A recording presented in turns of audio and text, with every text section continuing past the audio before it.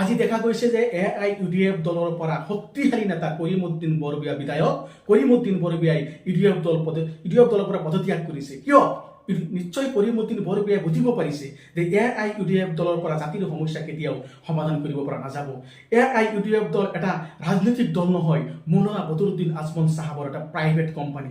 গতিকে সেইকাৰণেই এইবাৰ AIUDF দলৰ পৰা যিসকল সচেতন ব্যক্তি আছে বা নেতা আছে তেখেতসকলে জাতিৰ স্বাৰ্থত AIUDF দলৰ পৰা পদত্যাগ কৰি আছে। আৰু 2026ত AIUDF অসমৰ পৰা বিলুপ্তি হৈ যাব, জিৰো হ'ব।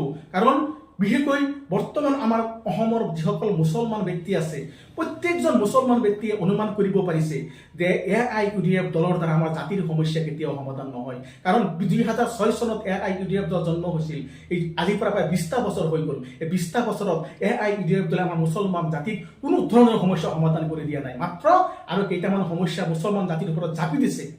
ক'বলৈ গ'লে 2006 চনত যেতিয়া ইউডিএফ দল জন্ম হৈছিল তাৰ পিছৰ পৰাই আমাৰ মুছলমান জাতিৰ ওপৰত ডাঙৰ ডাঙৰ কেইটামান সমস্যা আহিছে। এটা হৈছে ডিটেনশ্যন কেম্প, আৰু এটা হৈছে ইলেকশ্যন, আৰু এটা হৈছে আমাৰ ভোটাৰৰ সমস্যা। এইকেইটা একমাত্ৰ AIUDF দল, এই সাম্প্ৰদায়িক দলটোৰ কাৰণেই আমাৰ মুছলমান জাতিৰ ওপৰত এইকেইটা আইন সৃষ্টি হৈছে। গতিকে আমি অনুৰোধ জনাম আমাৰ যিসকল AIUDF দলৰ অংগবক্ত আছে, কাৰ্যকৰ্তা আছে, আপোনালোকে জাতিৰ স্বাৰ্থত এই সাম্প্ৰদায়িক আৰু মুনাফিকি AIUDF দলটো পদত্যাগ কৰক, শক্তিশালী ধৰ্ম নিৰপেক্ষ কংগ্ৰেছ দলত যোগদান কৰক। কংগ্ৰেছ জিন্দাবাদ, গৌৰৱ গগৈ জিন্দাবাদ।